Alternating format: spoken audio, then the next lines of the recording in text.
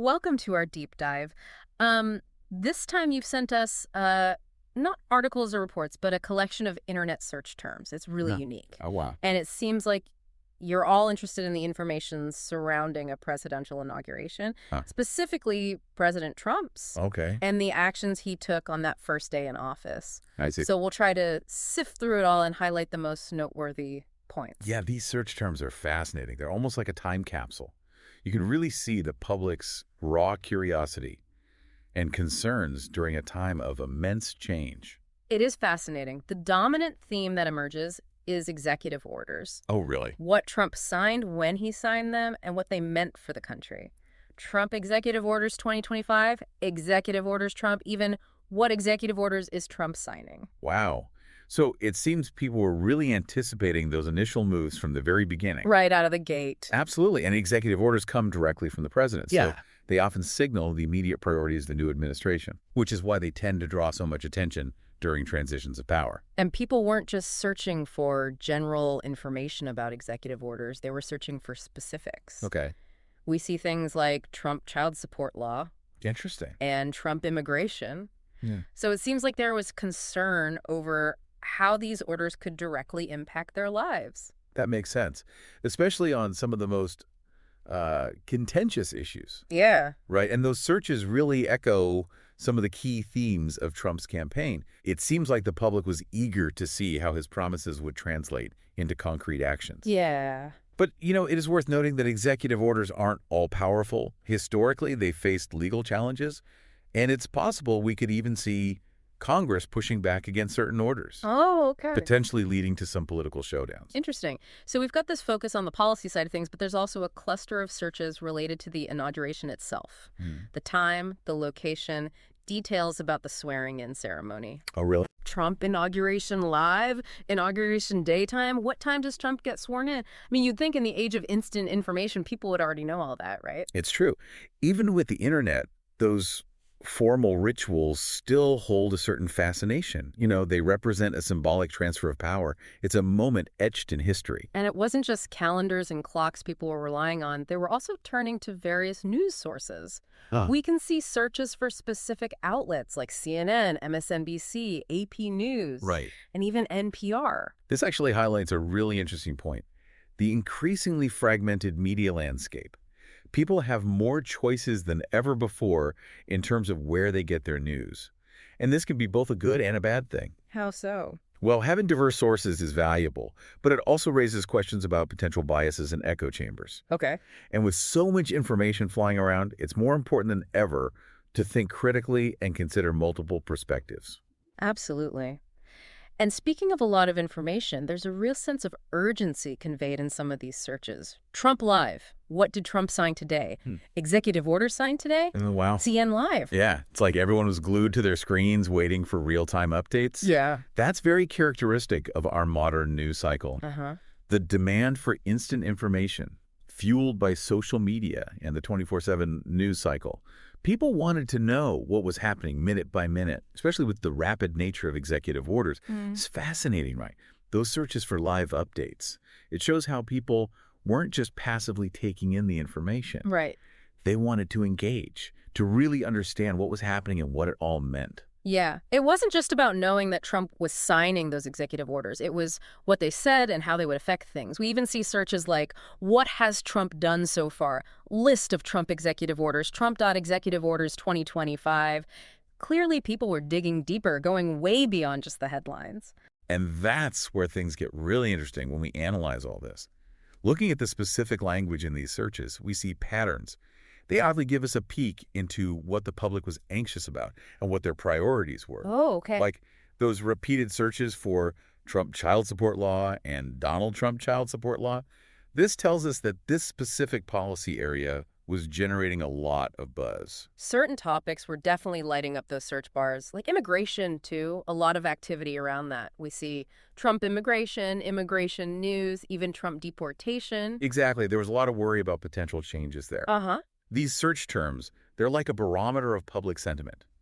They show not just what was on people's minds, but also how much concern or even maybe anticipation there was around certain issues. It really is remarkable how much these searches capture a snapshot of the public's mindset during this big historical moment. And remember, this was just day one. Can you imagine the whirlwind of information and speculation in the following days and weeks? It's almost overwhelming to think about. Doing this deep dive really makes you appreciate how information shapes our understanding of these events, the way we look for it, the way we get it. Absolutely, it's a crucial point. This look into the digital landscape surrounding Trump's inauguration shows how technology has completely changed the way we deal with these political transitions. It's interesting to see the variety of news sources people were using, too. We see big names like CNN and MSNBC, but also searches for the Associated Press, NPR, even more niche outlets like Newsmax and The Hill. That's a great observation. It shows the increasingly fragmented media landscape we have to navigate these days. People have more choices than ever before when it comes to news. That comes with opportunities and challenges. I guess on the one hand, it's great to have so many different viewpoints. Right. But on the other hand, it's hard to sift through it all, figure out what's reliable. Exactly. Especially in those early, uncertain days of a new presidency, we have to remember that every news source has its own slant, its own way of presenting things. Being aware of those potential biases is so important if you want to be informed. So it sounds like to really understand what Trump did on his inauguration day, we need to go beyond the headlines, dig into the context. Absolutely. These search terms, they're a fascinating starting point, Yeah. but they're just the tip of the iceberg. If we really want to grasp the impact of those early executive orders, we need to look at the policy details, the potential legal challenges, and the long-term consequences. And we can't forget about the broader political landscape, what Congress thinks, what the courts do, how the public reacts. Yeah. It's complicated, a real web of all these different forces. But I guess if we examine each piece, we can get a better understanding of this moment in history. And we can maybe even get some insight into how information, technology, and political power have been changing in the years since. It's amazing, just from these simple searches, we've had such a complex and deep conversations. Like we've peeled back history, uncovered all these hopes and anxieties. It's the power of a deep dive. We have to go beyond just the surface. We need to consider why people were looking for information.